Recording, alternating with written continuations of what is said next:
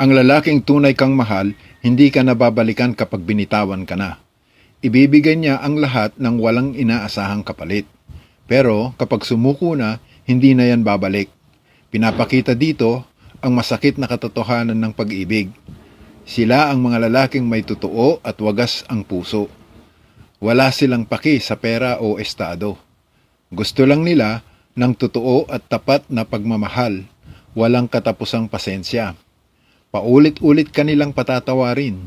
Titiisin nila ang sakit para sa relasyon sa tahimik na pagdudusa. Gagawin ang lahat para maayos ang lahat. Wala silang gustong gawin kundi ang mahalin ka. Hindi mo mahahalata sa kanila na may mabigat silang pinagdadaanan. Ngingiti lang sila at sasabihin lang nila na ayos lang sila. Kung may ganito kang boyfriend o mister, huwag mong baliwalain ang pasensya niya.